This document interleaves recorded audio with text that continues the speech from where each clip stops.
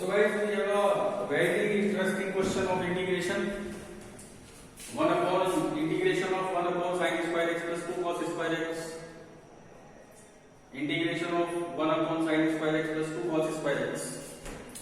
So guys, this is the type of the question in which denominator में sin square x या cos square x का होना जरूरी है.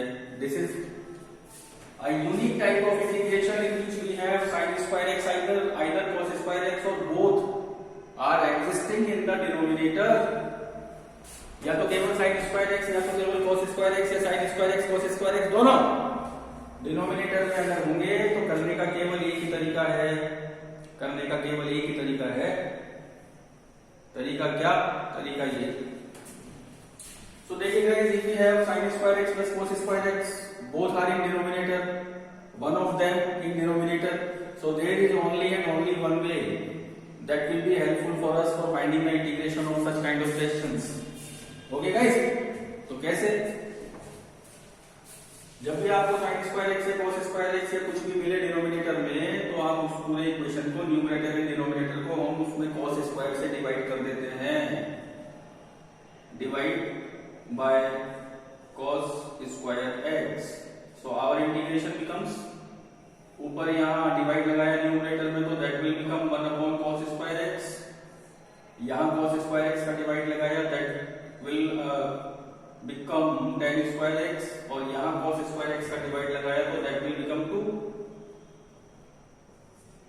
So in numerator we have sec square x. In numerator we have sec square x. In numerator we have sec square x and denominator we have tan square x plus 2 बनेगा root 2 का whole square. So guys, now the question goes into substitution method. Tan x will be t and sec square x dx will become dt. So if we let tan x equal to t, then we have sec square x dx equal to dt. So this is how our numerator goes or becomes dt. This becomes t square and this becomes root 2 whole square. So integration, the whole integration changes into dt upon t square plus root 2 whole square. So just remember one thing, now it goes into identity of exercise 7.4. dx upon x square plus a square. तो ये उस identity में चला गया and that will be 1 upon a tan inverse x by a plus c. अब आप यहाँ t की वैल्यू डाल दीजिए, बस आपका इंटीग्रेशन हो गया खत्म. t आ रहे बच्चों, t को हमने एज्यूम किया है tan x, तो आप यहाँ पे tan x डाल सकते हैं, नीचे रूट 2 और प्लस c. ये भैया ये हमारा इंटीग्रेशन खत्म. So this is a question of 2 mark guys, जो आपको एग्जाम्स पे मिल सकता है जहां तक इंटीग्रेशन की बात है. अब देखिए एक और बहुत ही अच्छा क्वेश्चन ऑफ इंटीग्रेशन. क्या? वो ये कि इसको तो मैं थोड़ा सा रब कर देता हूं. ओके, या कुछ ऐसे.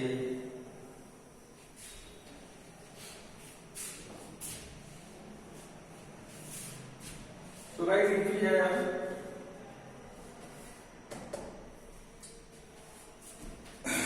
have another question of same kind like this,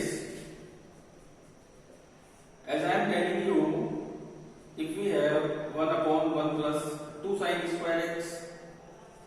So as I told you guys, if we have sin square x and cos square x, both exist in denominator or one of them exists in denominator, so there is only one way of solving such integrations, that divide the numerator and denominator both by cos square x.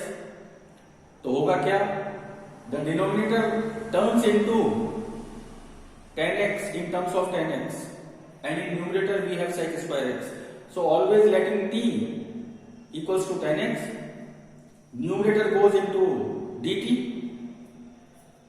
and use the identity that are described or that are prescribed in 7.4 exercise. So sin square x में नीचे दे रखा है, तो बिल्कुल आंख बंद करके बेधड़क होके ऊपर नीचे cos स्क्वायर x का डिवाइड लगा दीजिए आप। या आपने cos स्क्वायर x का डिवाइड लगाया, यहाँ लगाया cos स्क्वायर x का डिवाइड, और यहाँ लगाया cos स्क्वायर x का divide.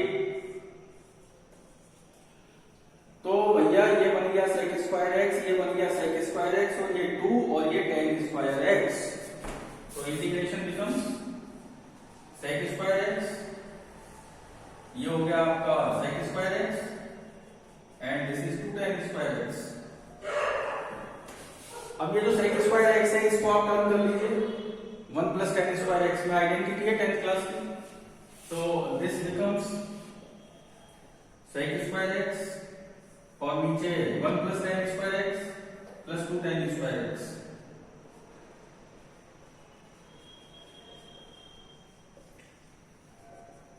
That will become tan square x plus 2 tan square x, that will turn into 3 tan square x.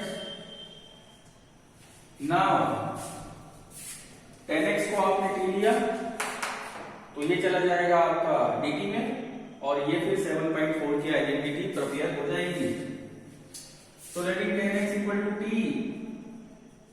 so this becomes sec square x dx equal to dt. So this becomes dt, this is 1 plus 3t square।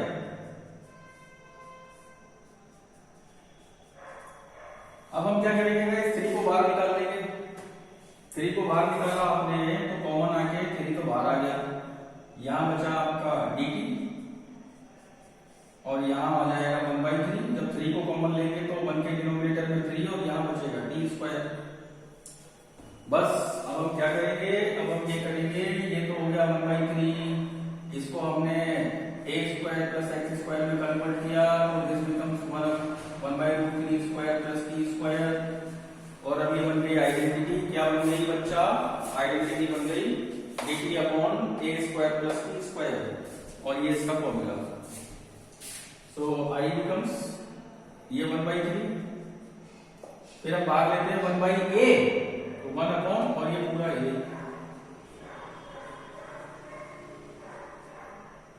और tan inverse t/a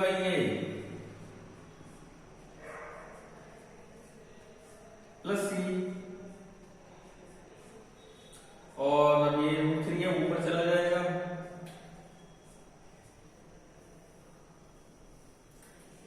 और ये tan inverse और ये √3 ऊपर जाएगा t plus c। अब ये √3 से आप 3 को कैंसिल कर सकते हो, यहाँ t की वैल्यू tan x डाल सकते हो, और ये आपका इंटीग्रेशन खत्म over 1/√3 tan inverse √3 tan x, t की जगह tan x डाल दिया और प्लस c, ये आपका integration. So these are 2 very short and sweet questions कि if we have sin square x or cos square x or both exist in denominator, so this is the only way to solve them.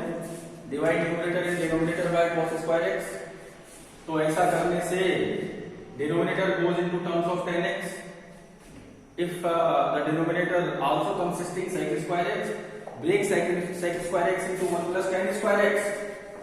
So breaking sec square x into 1 plus tan square x और ये 2 tan square x, this becomes 3 tan square x. Now this is very simple question, this is t and this is dt, तो वही सारा मैंने यहाँ पे किया है, और फाइनली ये चला जाएगा dx upon a square plus x square की आइडेंटिटी में, जो कि है आपकी 1/a tan inverse x/a। So this is another example of a 2-mark question from integration. So something new or something different in the new videos guys. Till then you keep watching Mathsway. Goodbye and keep waiting.